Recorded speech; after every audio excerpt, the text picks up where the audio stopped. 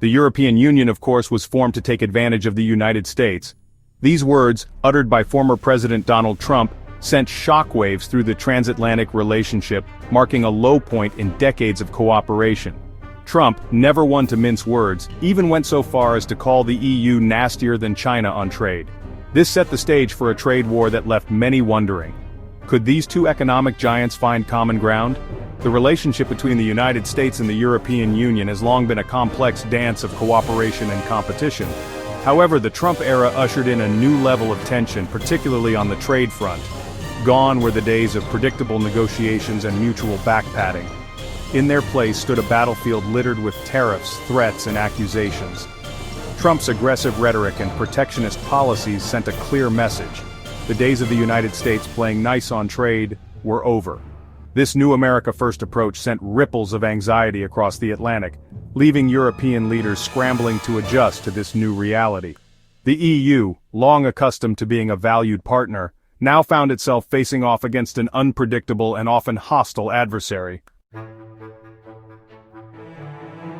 While the EU found itself in Trump's crosshairs, other nations received a warmer welcome. The United Kingdom, newly independent after Brexit, became a prime target for Trump's deal-making ambitions. A swift trade deal, slashing tariffs on key exports like automobiles and steel, was struck, signaling a clear prioritization of the UK over the bloc it had just left. China, despite being labeled a currency manipulator and a trade cheat by Trump, also managed to ink a deal, albeit after a protracted and bruising trade war. Tariffs were reduced, albeit not entirely eliminated, and both sides declared victory, albeit with an undercurrent of unease. These deals, while celebrated by their respective signatories, raised eyebrows in Brussels. The EU, it seemed, had been relegated to the back burner. While the UK and China reaped the benefits of early deals, the EU was left to grapple with the uncertainty of Trump's unpredictable negotiating style. This apparent snub fueled resentment within European capitals, further straining the already frayed transatlantic relationship. The opening salvo in this trade war came in the form of a 10% baseline tariff on a wide range of EU goods, from cheese to machinery. This was followed by a more targeted blow, a hefty 25% tariff on automobiles and metals, sectors of significant importance to the European economy. The message was clear: play ball with Trump or face the consequences. These tariffs, like economic sanctions, were designed to inflict pain and force the EU to the negotiating table. They represented a significant escalation of tensions and had a tangible impact on businesses and consumers on both sides of the Atlantic. European automakers, for example, saw their profits dwindle as the cost of exporting their vehicles to the lucrative American market skyrocketed. The tariffs sparked outrage and defiance in Europe, with many accusing Trump of bullying tactics and protectionism. The EU, however, was not without recourse. It responded with retaliatory tariffs on iconic American products like Harley-Davidson motorcycles and Kentucky bourbon, a move calculated to inflict political pain on Trump's base. Despite the escalating trade war, both sides engaged in numerous rounds of negotiations, each hoping to secure a deal that served their interests. However, progress proved elusive. The EU sent its seasoned trade negotiator, Maros Sefcovic, to lock horns with his American counterparts, but these meetings often descended into frustrating stalemates. The EU delegation found themselves grappling with constantly shifting demands and a lack of clarity on the American side. Objectives seemed to change with the wind, leaving the Europeans wondering if a deal was ever truly within reach.